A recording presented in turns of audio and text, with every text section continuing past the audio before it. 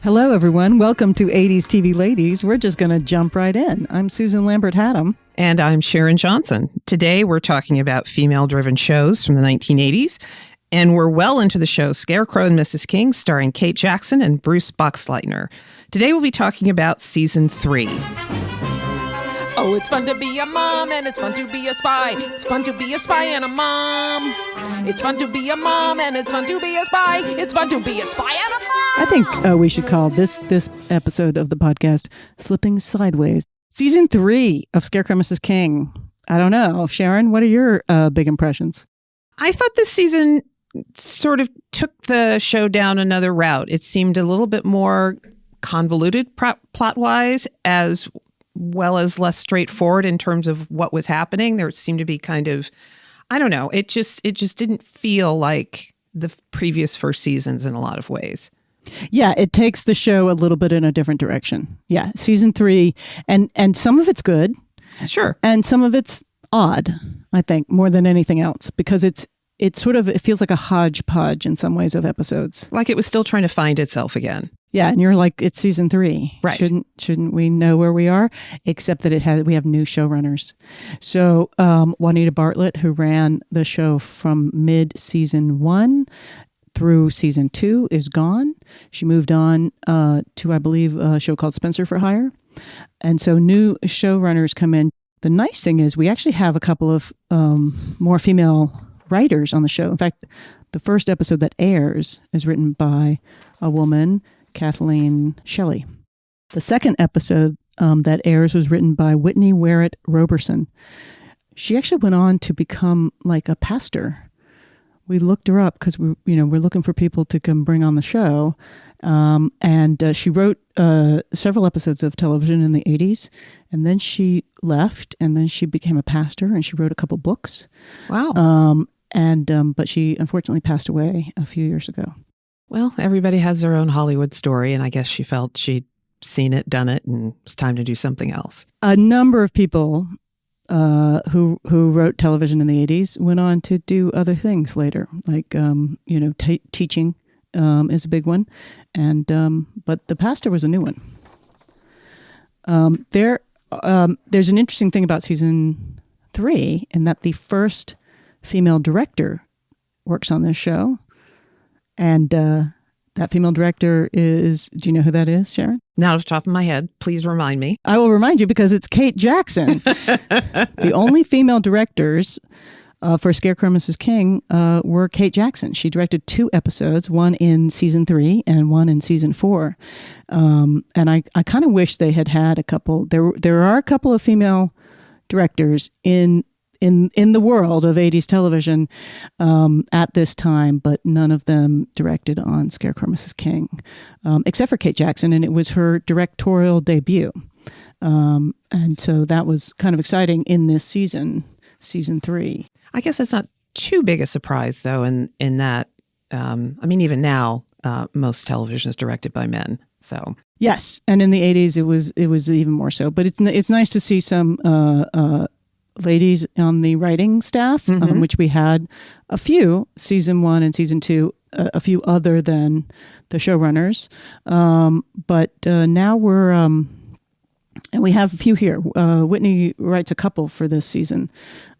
So that's very exciting. I think one of the reasons that this season feels a little unusual, there's a lot of discussion in the fan world for this, that the first 5 episodes of this season are out of order, that they feel out of order, particularly as it relates to their relationship, because the relationship takes a new step, right? Mm-hmm. So in the course of this season, basically, Scarecrow and Mrs. King start a relationship. Right.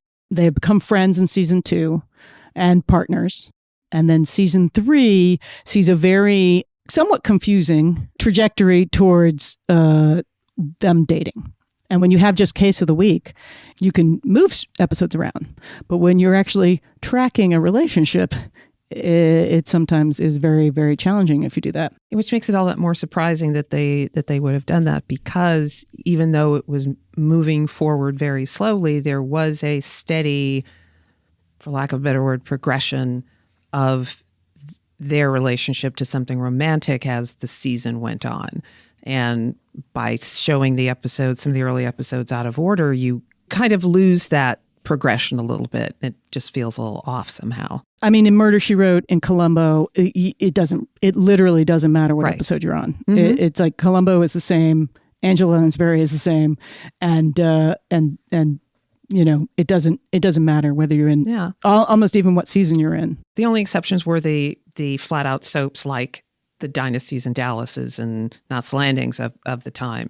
I mean, even now you can fire up any Law and Order episode and it almost doesn't matter what season to be able to get something out of the episode, because it's not about the characters. It's not about it's about the case, whatever the case is. So. And I think you'll see this with a lot of the shows that we'll be looking at from the 80s. It was the beginning of, it's somewhere between a soap and a case of the week show.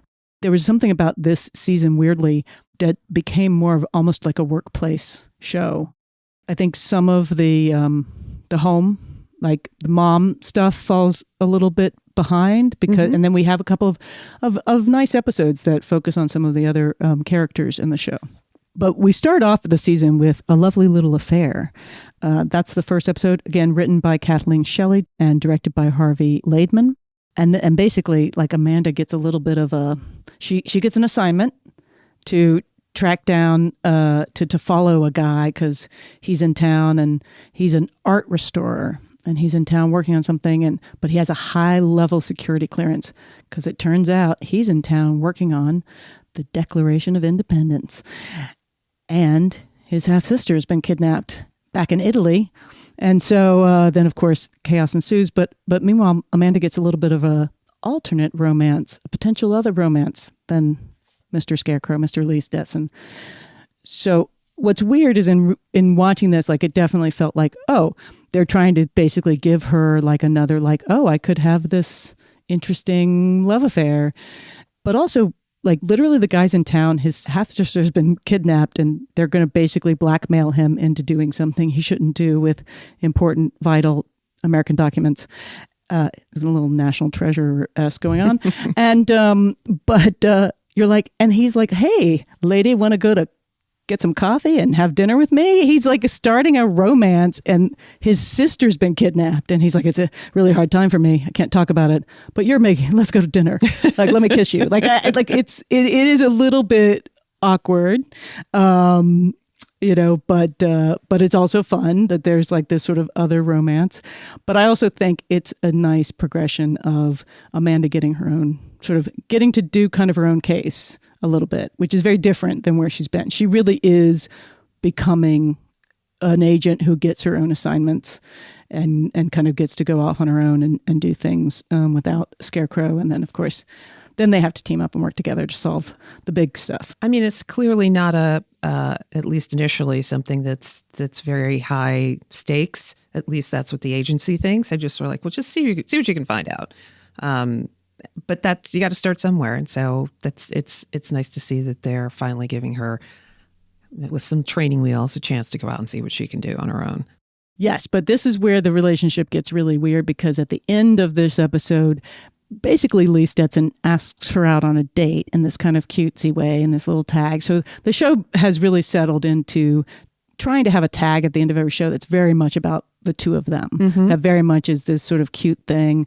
Is one of the things I definitely remembered about the show, that I think is one of the strongest things about it is them being very cute and charming together. And you sit through a lot of pretty uneven show, and then you get a nice scene with them, and you're like, oh, okay, I love the show. I do. I'm a big sucker for that stuff. But the relationship is it does not track well in these first few episodes, because very shortly then, like, he asks her out, and it's pretty clear that it's kind of a date, but they're just kind of going to play it as something fun to do together. And then, like, a few episodes later, he's got this like date that he is trying to basically dress up as Amanda. He's like, hey, remember that great thing that we did like one New Year's at an embassy party where we had to be there and do something, an episode we never saw, like something that we never saw happen that sounded like, oh, that would have been a great episode, New Year's Eve episode at an embassy. But he's like, oh, you wore this great dress. Can I get that dress for my new girlfriend? And she's like, I made that dress and now I'm offended. Like, so their relationship is really all over the place. It's very clear to me that I'm starting a relationship with a new person who is actually a somewhat normal person. So clearly I've been affected by Amanda King, but I don't actually think I could date her. That episode should have come before this episode, A Lovely Little Affair, in my mind. I'll make a confession. As is typical for me in my television watching, I tend not to pick up on those kinds of things. I guess somewhere in my mind, I've decided the writers and the people that are making, the producers have decided they're going to go this way. And my job is to just enjoy the ride and not really think about it too much. So when I was watching those first few episodes, and even though in the back of my mind, I had noticed those little incongruities, I quickly just dismissed it and went, okay, on to the next episode, without really thinking about it too much. So that's my confession. I know, and I obsess over everything, particularly if it's a relationship thing, like either buddy relationship or romantic relationship. So again, everybody is pretty sure that the season was supposed to start with episode 5, the 5th episode that airs, Welcome to America, Mr. Brand. It was the first episode shot in the production schedule, and pretty much all the fans who have spent a lot of time reordering these first 5 episodes and a lot of discussion over what happens between episode 1 and episode 5. Not everybody agrees which order they should be in, but almost everybody agrees that Welcome to America, Mr. Brand should come first. And it was first on the production schedule. So in that one was actually nominated for an Emmy for Outstanding Costume for a Series. So it was another Emmy nomination for them. And Amanda also has a little job to do. She babysits a vacationing British accountant who basically is sort of a James Bond wannabe. And then they get into a lot of trouble and have to save, things. It's fun. That's a fun episode. Yeah. It's pretty light. Feels like an easy one to start with. There's some other more interesting episodes for me. But at least that one felt in a lot of ways more in tune with the Scarecrow Mrs. King we knew before. And perhaps if they had aired the episodes in the production order, that progression might into sort of the new, I'm sure they thought improved Scarecrow and Mrs. King might have been less jarring, perhaps. So, that episode definitely was a fun one. Well, I don't think this was an easy show to produce. Right. Clearly. If we're in season 3 and we're on our 3rd showrunner, that's usually a sign that there's some challenges in this production. Now, I got really excited about the production schedule that Sharon found, because then I start going, okay, wait. So if they shot this one first, what does this mean? And we're going to jump back real quick to season 2, because remember we talked about why did it go to Europe? It was exciting to go to Europe, but they did 4 episodes in Europe. And the production schedule shows that they shot a couple and then they went to Europe. You're like, oh, that's weird. And it was 1984. And they were shooting this show in Los Angeles. And what was happening in 1984, Sharon, in Los Angeles? I think a little thing called the Olympics was happening. That's right. The summer of 1984, the Olympics were happening in Los Angeles, and people were freaking out. Now, I was just about to arrive in Los Angeles for my first time. I had been accepted into USC School of Cinema, and I was coming out to start school in September. And I got people were really excited about the Olympics being in the United States for the first time in a long time, and in California, in Los Angeles. And I was so Mom, I've got to go out early. I really want to go out early, and I really want to see some Olympics, because a lot of the events, the swimming events, were held at the USC campus. Right. And they were held and the events were all over Los Angeles, and people were freaking out that all of LA was going to shut down. That you couldn't do anything. It was like everybody in LA the residents were like, this is going to be a nightmare. Gridlock was predicted. You weren't going to be able to go anywhere, do anything with all this. And I had already been in LA for a couple of years, and I was working Miracle Mile area. And so they changed us to a 4-day-a-week schedule, 10 hours a day, 4 days a week, which turned out to be fantastic. And And it turned out to be nothing. I mean, traffic has until the pandemic, traffic has never been so good in Los Angeles. It was awesome. That was the thing. Like it was like Y2K. It was like, oh my God, we the sky is falling. Let's prepare for it. Everybody hunkered down, and then it turns out because nobody was driving around, there wasn't as much traffic. It wasn't a problem at all. However, I think a lot of productions were like freaking out that they were going to have problems doing production in Los Angeles during the Olympics. And so I kind of think that's one of the reasons. They were like, well, where can we go? And they were like, oh, let's go to Europe. Yeah, it's an international show. It's an international show. Spies are everywhere. And it worked out well for us, the audience, because those were some fantastic looking episodes. We've gotten a couple call sheets. And there's one that really stood out for me. I think this was from season 3. Yes, George Geiger, executive producer. It's a little note, a little memo to Miss Beverly Garland from October 15th, 1985. Dear Beverly, I thought you might like to see the first writer's draft of the show we've been talking about. This ends up being a show that's kind of about her character. Please keep in mind we are still working on this script and that, in fact, we have had no chance yet for the staff to rewrite any of it. However, the basic plot involvement for Dottie is already there, and I'll talk to you more about it on Friday. See you then. And it's this lovely little memo from George Geiger, and they did a Dottie episode, which was really fun. But that's in October, and then there's a call sheet for this is one bear dances and one bear doesn't. And I noticed that they were shooting very close to the air date, more than you would think would be comfortable. It's like a month out. And I'm like, they've got to shoot this thing, they've got to post this thing, and they got to get it on the air. That feels really tight for me. They don't start off that tight. When they first start shooting, there seems to be a little bit more play. But there's something crazy. One of the call sheets was like January 4th, and then that show was on the air in like 3 weeks. It was harder to film in the 80s. I'm looking at these call sheets, and they're handwritten. It's, they're literally, it's a form, and then you fill out the call sheet every day, and it's handwritten. Do you remember that? All right, I'm going to pull Melissa in for this. Melissa Roth is our producer. She also worked in camera in the 90s and 2000s on productions. But I was just so struck by the handwritten call sheet. It's so sweet. It's so sweet. Isn't that quaint? Well, I did in the 80s. Yeah, there was. Yeah, I wouldn't surprise me that a lot of it was handwritten. Usually you get those inserts where it looks a little bit more typed, but... Yeah, there's a couple where certainly, it's always Kate and Bruce, right? Yeah. But then everybody else, it's like, who are we using? And so basically what a call sheet is, and I think most people know this that have been following any kind of television, is every day there's a call sheet for the next day.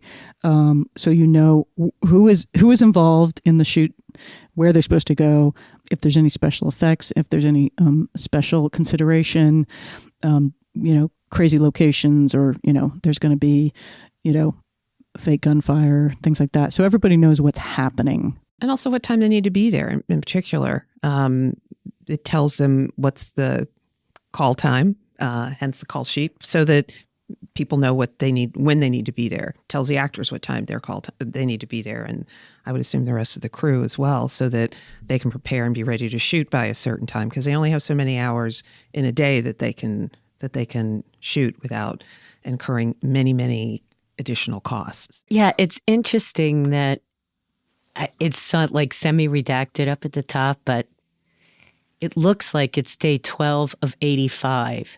For the season. Yeah, so that's 85 shooting days for 20 episodes. So although is this January? I feel like that is January, so that would have, maybe it's day 12 of the year. Oh, that's the date, because they will. You're right, that's the date, because they should show what day. I know we're gonna keep tracking down some call sheets. Yeah, because this isn't a full call sheet. It'd be nice to see the whole thing. Yeah, there are a couple. But I can tell you anecdotally from someone who worked on the Moonlighting show is they were very tight. Like they were waiting around doing dialogue changes and the episode would air the following week. That's crazy. Yeah, it was known for craziness. But you also remember the 80s were also known for craziness. A little bit with a wink and a nod. There was a lot of craziness going on. And I think craziness, we're really talking about drugs. And alcohol. Cocaine and alcohol. Yep. Yeah, I heard that. Speedballing. I heard that a lot. I heard that from people on sets in the 80s. Yeah. I got to go visit a set. I got to go visit a couple sets when I was in film school. And pretty standard fare. Yeah. I was not involved, though at one point I was offered cocaine, but I turned it down. Not me, nor did I ever, Mr. Yes. Mr. Eisenberg. But that's a story for another day. Yes. Or another podcast even. All right. I have no idea what you're talking about. We don't know. We don't know. We don't know what's happening. Oh my God. We really went off script. I barely have a script and we went off of it. That's crazy. That's my fault. Okay. I drove you into the I don't think seedy underbelly. There's no evidence that there was any that kind of craziness going on for Scarecrow Mrs. King. Listen, there are enough ways, production-wise, to get things behind without throwing that into it, even on the most because there are a lot of things that are out of your control.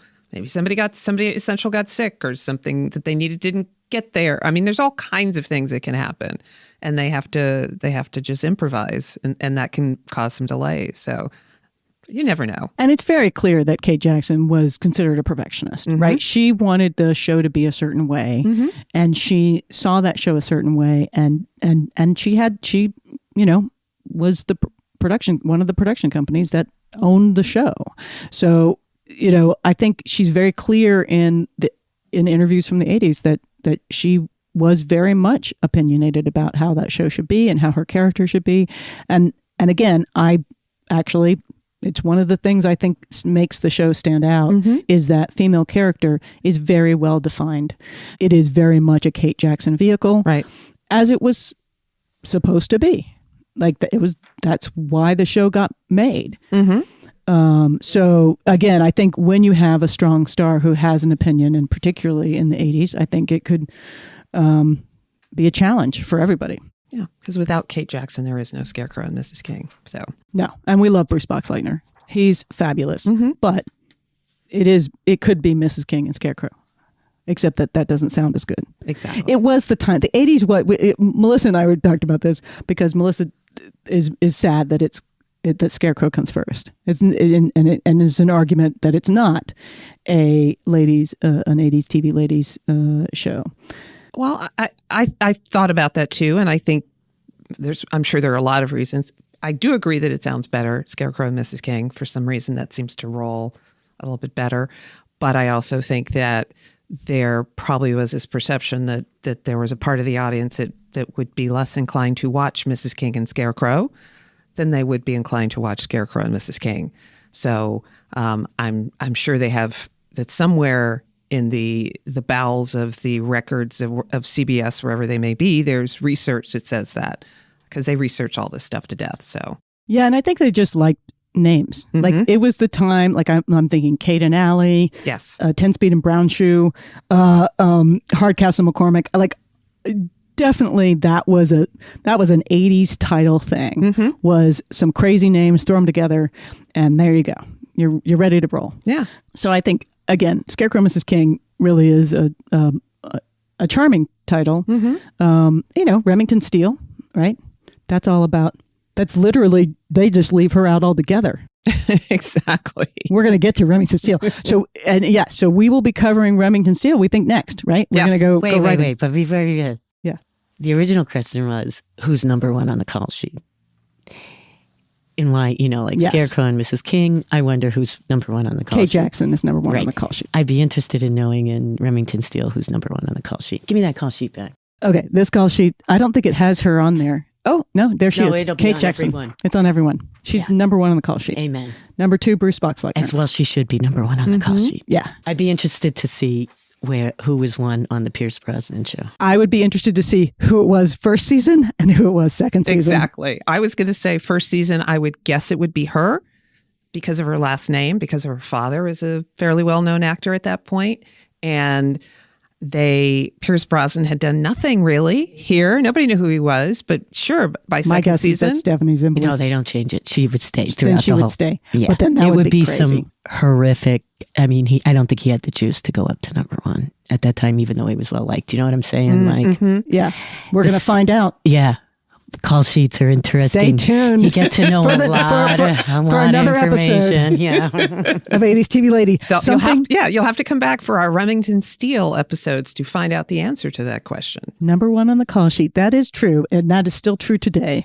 It's a lot of discussion as shows, move into their, second and third season, and the dynamics of those shows change, and stars are created by shows. What happens? Bruce Willis, completely unknown. Right. Sybil Shepherd, huge star, right? So Moonlighting, it's very, number one on the call sheet. That's a whole other podcast. Exactly. We're going to start, we've got 2 podcasts to start now. Number one on the call sheet. That could get you in a lot of trouble making that podcast. Yes. Well, if you stick to older shows, not current ones, Right. nobody cares anymore about those. Nobody cares anymore. People care. I think they still care. We're going to find out. Always follow number one on the call sheet. All right. Well, so I think we need to take a break because we've talked about cocaine and number one on the call sheet. We've really gotten ourselves into a lot of trouble. Sorry. That's okay. It's okay. It's good good. trouble. Good trouble. It's good trouble.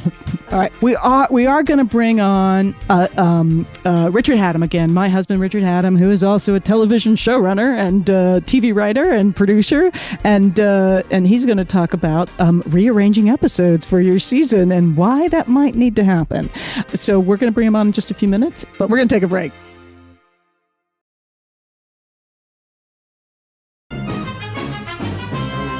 Oh, it's fun to be a mom and it's fun to be a spy. It's fun to be a spy and a mom. It's fun to be a mom and it's fun to be a spy. It's fun to be a spy and a mom. Okay, so we're having on Richard Hatem. Let's welcome back Richard Hatem. Hey, how are you? Hey, Richard. Good to see you. Good to see you too. We dragged him out of the house, and Again, I need travel expenses. here's a cup of coffee. We'll see what we can do. Anyway, we've been talking about season 3 and the crazy rescheduling of the first 5 episodes in particular, from the production schedule and from what we think was the original plan for when those episodes were going to air. But I did want to talk to you about what happens now when episodes have to be reordered in shows now. Well, shows don't get reordered that much now.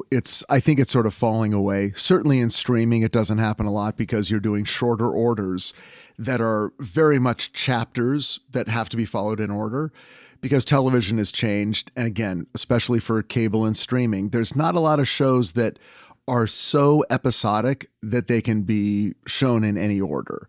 So that really doesn't happen. If they don't like something, they'll reshoot it before they'll just simply reorder it. But as you go back decade by decade, as long as a show is slightly episodic and there aren't major things in terms of plot that are going to not match up, that's what makes the difference. Okay, a show I talk about a lot, The Rockford Files. And this was every show back in the 70s and even into the 80s. You'd have an episode, season 3, let's say, where Jim would get hired by his ex-fiancée. Okay, a woman he was going to marry. This is a character we've never heard about, never seen. She hires him. We get a taste of what the relationship was, what it now is. The episode ends. We never see her again. She is never mentioned again. That was very common in television in the 70s. It would be considered wholly unacceptable now. Okay? So you could do that sort of thing. Right, because it's case of a week. Rockford Case had of the week. recurring characters, but there wasn't a developing relationship.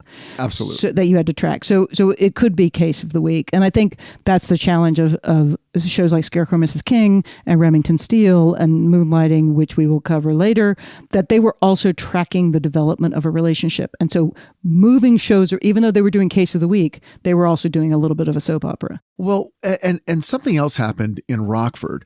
where the Are we doing a Rockford podcast? I love it. I am. His main, the main female presence in the show was Beth Davenport, played by Gretchen Corbett. And Who we love. Love. And so what they did with that character, and it allowed them to sort of take a very 70s modern view of sexual relationships.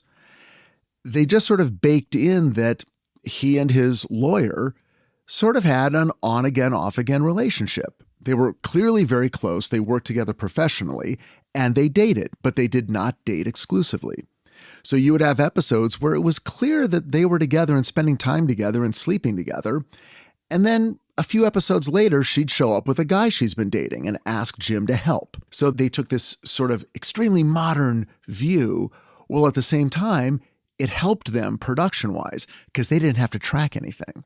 Yeah, and I mean, again, I would also say it does harken back to the classic sort of detective Gal Friday element, that where they are and they aren't, or the secretary, or even just, hey, here's this female character that comes in, and is that relationship? I think that you could track that Rockford, Beth Davenport relationship to other sort of private detective, tropes with women. But let's move on to your experience of having to shift shows around. You know what I'm trying to get to. Right. As I was just telling you, as we were having this discussion the other night, I actually created a show 20 years ago now called 20 Miracles. years ago. Wow. On It's a ABC. great show. And if you want to watch it, unfortunately, you can't because it's not streaming anywhere. One of the only shows that's ever been made on television that's not streaming somewhere. Absolutely not streaming. Insane. But you can see it on YouTube. And if you can find them, you can get the DVDs, maybe Amazon, maybe eBay. But enough of a commercial for me. But what was funny is when we were talking about this, I'm like, wait a second, they did that on Miracles, because when we were doing Miracles, we were very interested in doing more or less self-contained episodes. And a lot of the ideas we came up with were, oh, this is a cool idea. Here's a cool idea. Here's a cool idea. And we really hadn't baked into our show a lot of ongoing, I mean, there was no like girlfriend or a relationship that was either growing closer or breaking up in terms of a romance. There wasn't a romance, but there was a developing relationship between the two lead characters who had to work together, but you didn't need to track that moment to moment. Right. They were who they were.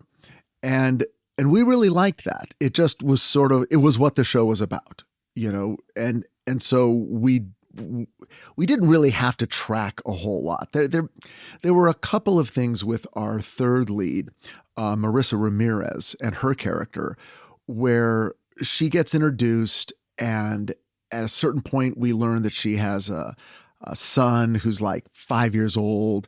And so it was a little tricky tracking that. But ultimately what happened was we were doing these episodes and the network really liked them. But at a certain point, they sort of said, you know what, these episodes are great, but we're wondering if you can maybe introduce higher stakes, if there's more like life or death stakes. The comparison obviously was the X-Files, which had just recently either had gone off the air or was about to go off the air. And with the X-Files, I mean, those were FBI agents. They carried guns. There was always life and death stakes. Our show wasn't like that. These were not members of law enforcement. They were just investigating the paranormal. So we developed a handful of episodes where it did imply there either were or could be life and death stakes, and there was a greater sort of value put on violence and suspense. Episodes like The Bone Scatterer and Little Girl Lost and things like that. We've seen these episodes. We're one of the few. The people in the room get it. So we did those episodes and they came out great and we were proud of them. But then the network did what the network is going to do, which is, okay, now let's move those up so that people watching the early episodes get a feeling of, oh, life and death stakes.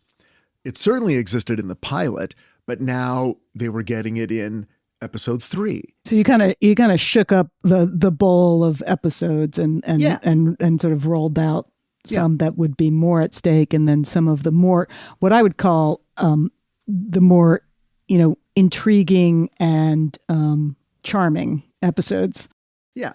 Did the show premiere in the fall of that year, or because I'm wondering if you had time to shoot these episodes so that they could air ahead of the earlier ones, because network television is like a runaway train. You get on and it just moves forward. So oh no, you're totally right. If we'd been a fall premiere, they couldn't have done it.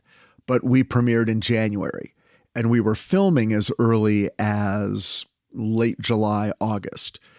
So we had a little bit of time. I mean, we had almost filmed every single episode by the time we aired.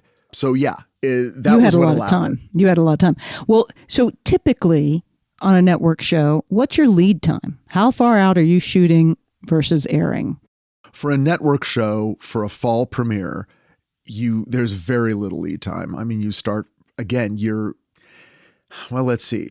You're at upfronts in May. Your room is together and typically meeting right after Memorial Day. June, you're figuring out the season and writing the first couple of scripts. And by mid-July, you're filming. You're filming 7-8 days an episode. Let's say 8 days. So 5 days a week, every week and a half, that's another episode. So you should, by Labor Day, have a small handful of episodes ready to go. Of course, they need to be edited and scored, and special effects or whatever else you need in terms of post has to be done, and those episodes have to be locked and then delivered. And then you get another week and you have to have another one, and then another week. But it does move very, very quickly. If you're mid-season like we were, it's a little bit easier. Well, so I'm just curious, because we were looking at call sheets for Scarecrow Mrs. King and production and air dates, and come January, they might be 3 weeks out. They might be shooting 3 weeks out from when they're airing an episode of Scarecrow Mrs. King in 1984. Yeah, no, that goes on today. I am sure there are episodes of big network shows, the CSIs and NCISs, where they're doing a lot of episodes every year, and they're starting in the fall where it gets down to that. With networks, often what they do is they'll air a bunch of episodes through Christmas, and then that network show will then not air for 3 months. And then it'll have a second premiere in March, and then the last batch of 9 or 10 episodes air then. It allows them to catch up a little bit. And give a little more time. All right. So the show you're currently on, you rearranging episodes on that? Absolutely not. Titans, we run a tight ship. We strive for efficiency. You're streaming. So and streaming, half streaming shows, they'll write them all and then shoot them all, and that's it. Well, also, and it comes down to numbers too. There, a lot of times what they do with cable shows is they will, there'll be a season of, say, 12 episodes, but for whatever reason on cable or streaming, they'll show 6 of them. Then for 6 months, they won't show them, and then you'll get the next 6, like, season 3, part 2 or something. And from the outside, you think, oh, that's great, because they got extra post-production time on those final 6 episodes. But truly, they don't. It's too expensive to draw it out. So they're kept on that production schedule of pre-production, producing the episodes, and then post-production. They're just holding it back. I mean, there might be a little extra time for the final 6, but certainly not months and months to get in there and, fiddle around. All right. Well, I thank you for coming on and filling us in on our fabulous questions that we have about making television. My pleasure, 80s TV ladies. Hopefully we'll have you back for sure. All right. Thank you, Richard. Thank you, Richard.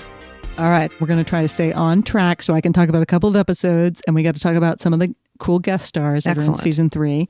One of my favorites, because it's both weird and also, again, moves the relationship along in an interesting way is Utopia Now, which is kind of episode 7, and basically Amanda and Lee, basically have to go to the backwoods of Virginia to spy on basically militia white nationalist guys, which is a lot of the show. And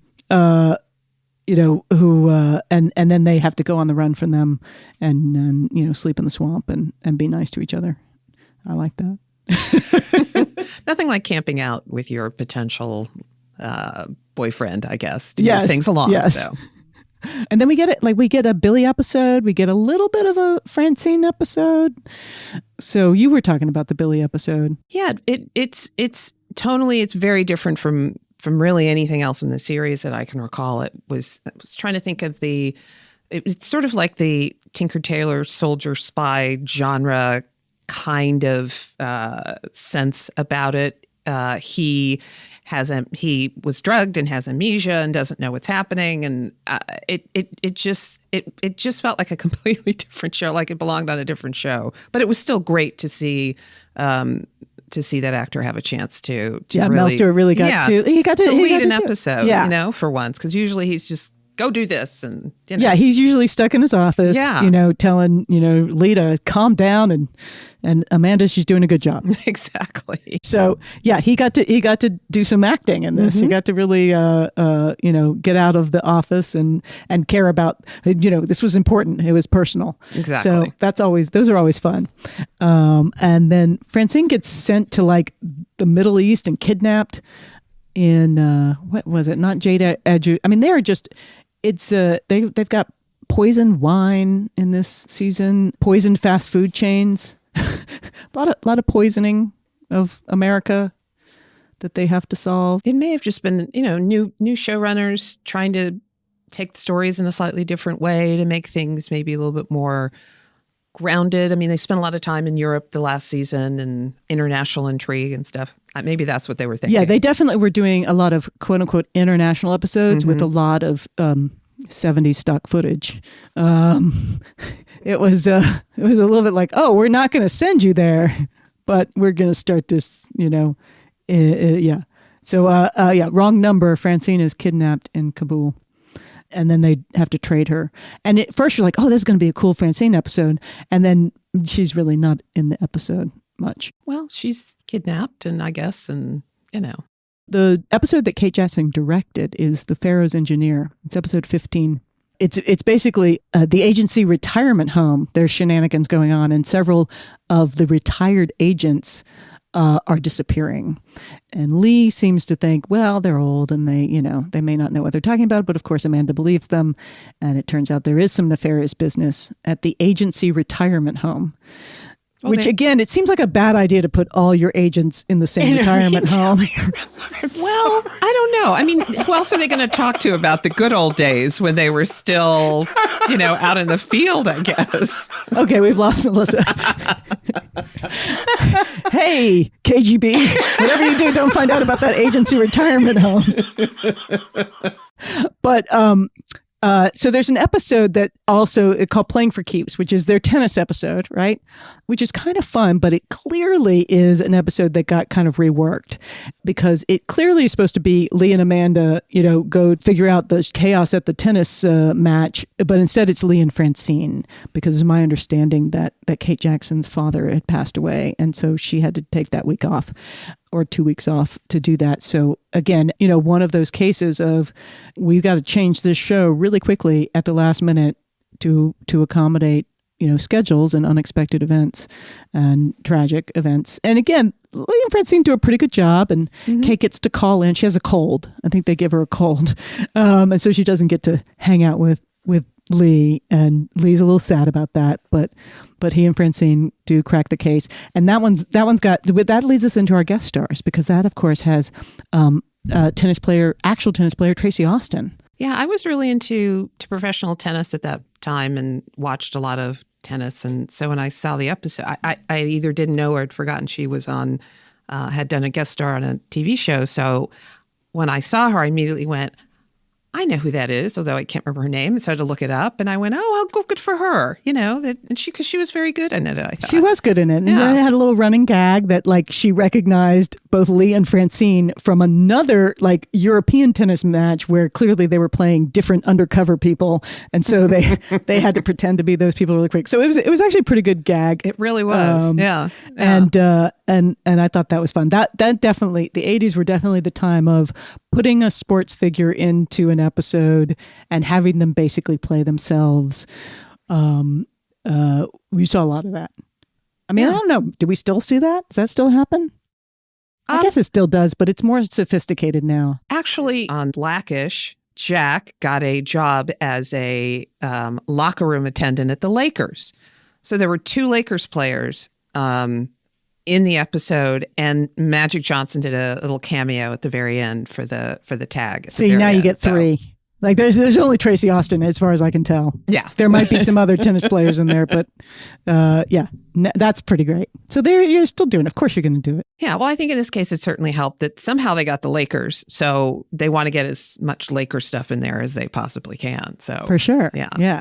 Well, for me, as we touched on earlier, there was a progression of their episode, their relationship, Lee and Amanda's, through the course of this season. Very slow progression of the relationship through the course of the season. Lots of little teases at the end of episodes. And so they have their first very chaste kiss at the end of episode 13.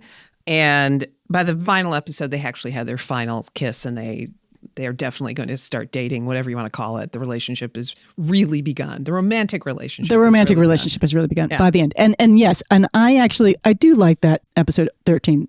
Beverly Garland gets to do a lot. So everybody got to do a little more. They didn't get a lot in each episode necessarily, because again, I feel like the kids and mom kind of got a little bit of a short shrift in every episode. Yeah.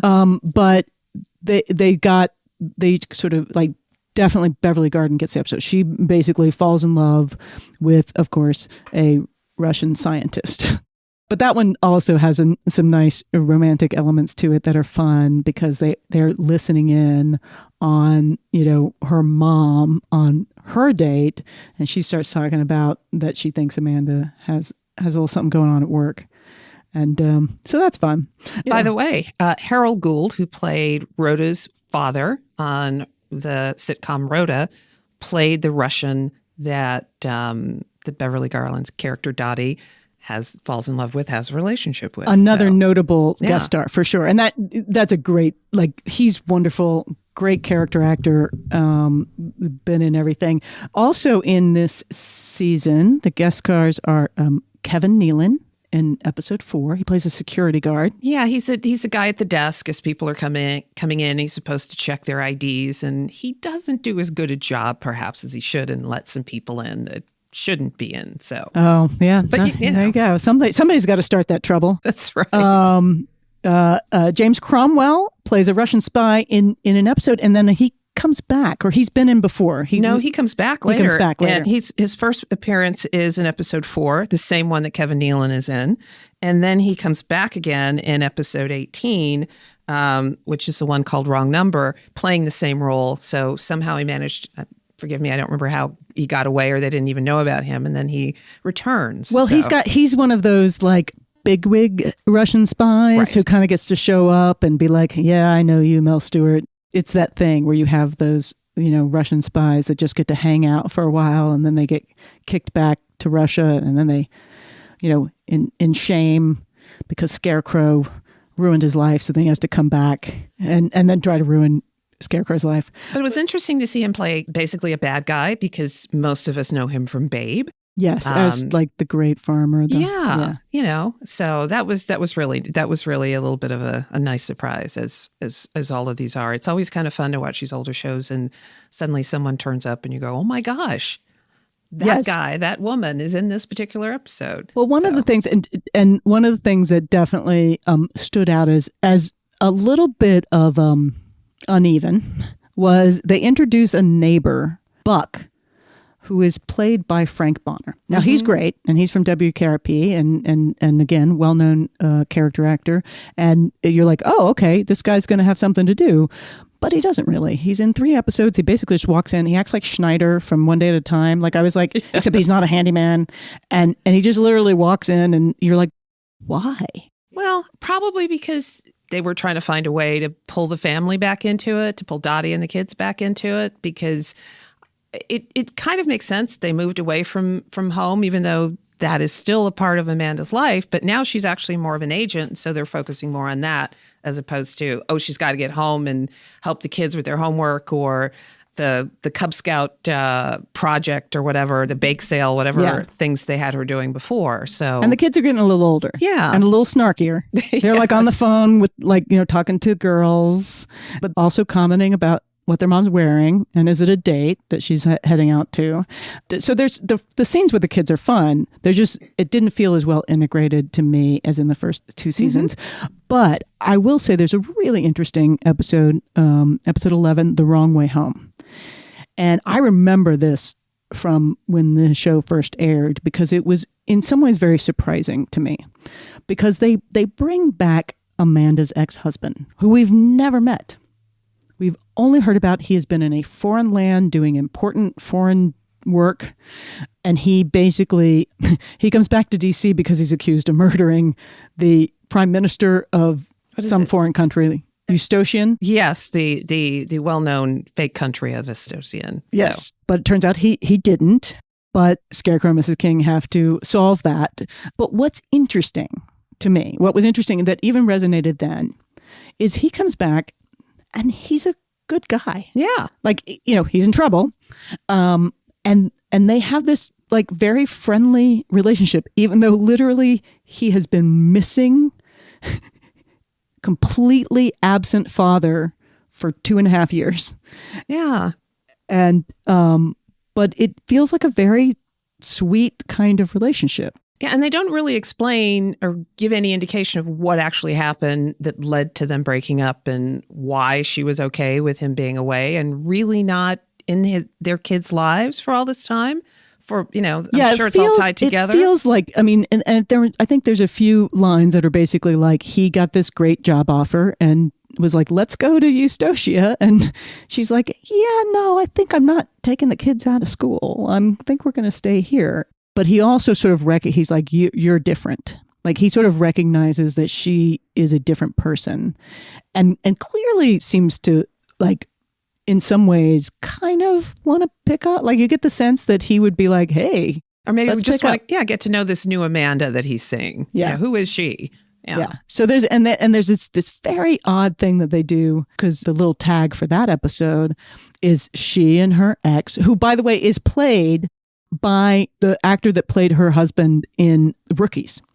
It's like the Rookies broke up and then she became a spy instead of a nurse. Well, and the moral of that story is be nice to your co-stars. You never know where they'll be, and someday maybe they'll get you a role on their new show. So, being the child of divorced parents, seeing a kind of functional, dysfunctional relationship felt really groundbreaking at the time. It was a very, in some ways, undramatic element to the show that I think if you did it now, it would be very much more, because it's an immediate like drama point. Like the ex-husband's back, she started this, romantic thing, and what is that triangle going to be, right?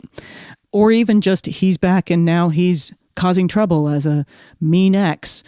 This was so clearly like a really, I just found it a really interesting choice. Well, and as I think about it, I can't think of any. I'm sure there are other shows that have kind of gone that route in terms of reuniting exes, and their relationship is fine. They mutually decided they didn't want to be married to each other anymore, and that's okay.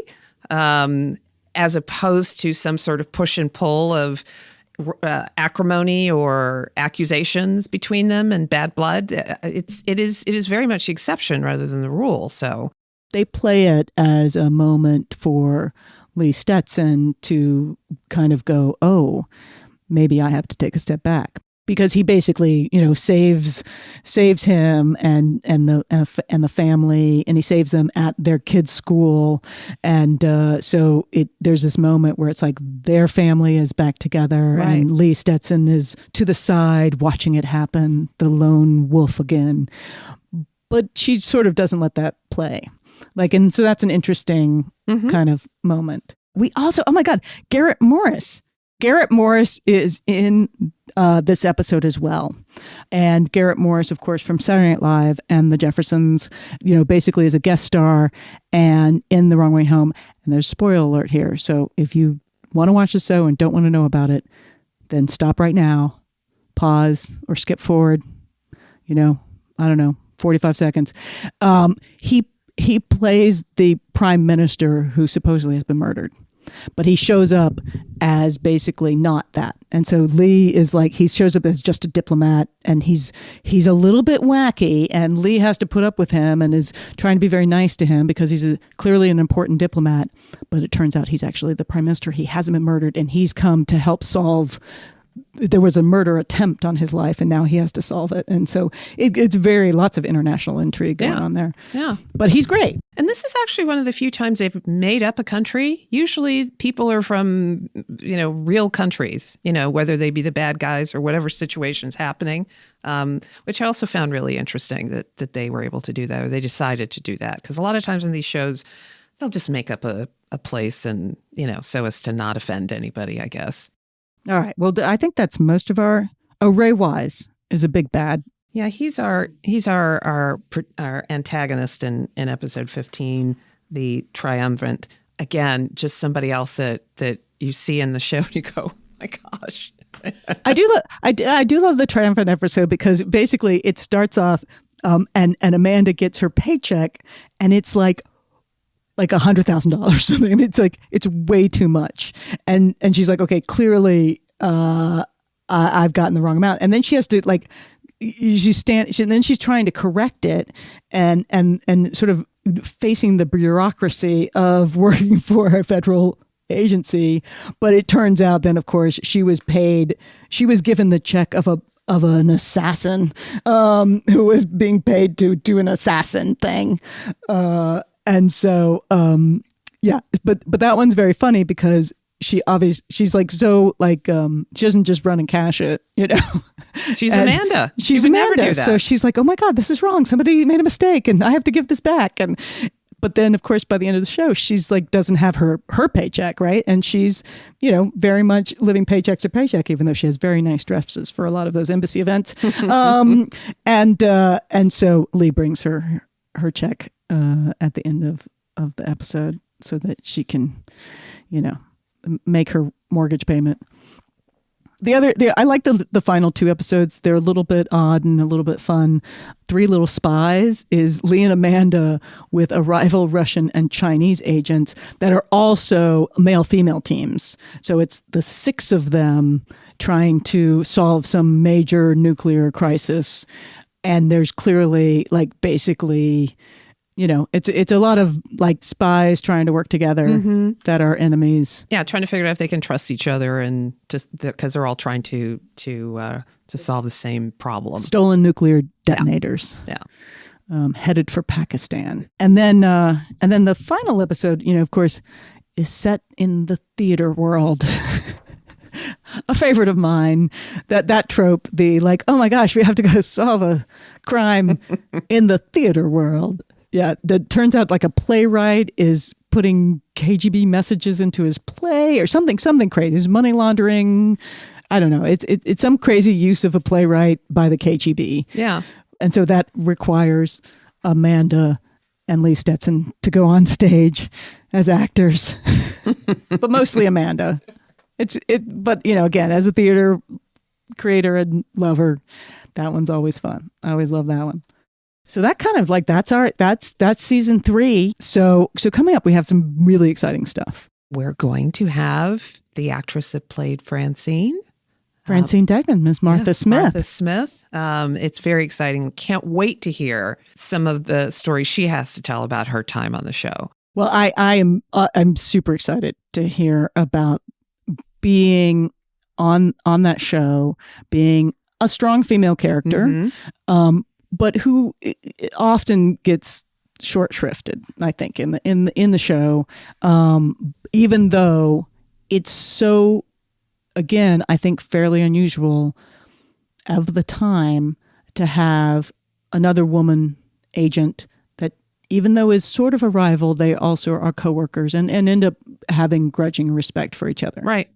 Yeah. I mean, Francine had, a certain level of skepticism about Amanda, understandably so. Francine is a trained agent, and suddenly this woman who Lee literally picked up on a train station. Yeah, on the platform is now involved in cases. I could see where she would be a little skeptical of that, but she over time begins to appreciate what Amanda brings to the table and what she's capable of. So that's really great.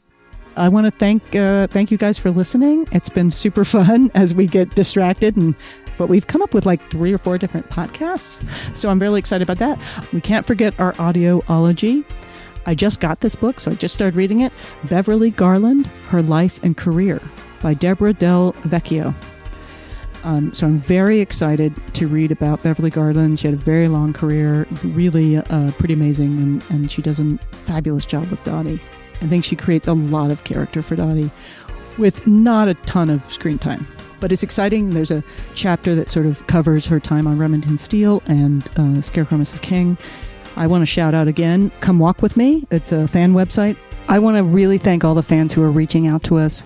Thank you for sending us your thoughts and favorite 80s TV ladies. Keep them coming. I especially want to shout out Alan F. and Alex B. and Jeanette V. Here's part of Jeanette's message. She says, "What defines an 80s TV lady? I think it's that these women were unapologetic about having jobs and either having no husband and or children, or how they balanced work and home. And for shows which defined us," she says, "for me, Murphy Brown and Designing Women were the big ones. I love tons of 80s shows, but those were the most impactful on my own take on what my career would look like." Jeanette thankfully also confirmed what we talked about in this very episode, saying that indeed many shows filmed in Europe in 1984 to avoid the LA Olympics. We were right. Please tell us what you think. Tell us who we should be covering. Tell us what shows we should be covering. Go to 80stvladies.com. That's 80stvladies.com. Don't give us a show we can't cover. It has to have ladies in it. And they've got, it has to be from the 80s, I believe. And it has to be from the 80s. Title of the show. We hope 80s TV Ladies brings you joy and laughter and lots of fabulous new and old shows to watch, all of which lead us forward toward being amazing ladies of the 21st century. Thank you guys for listening.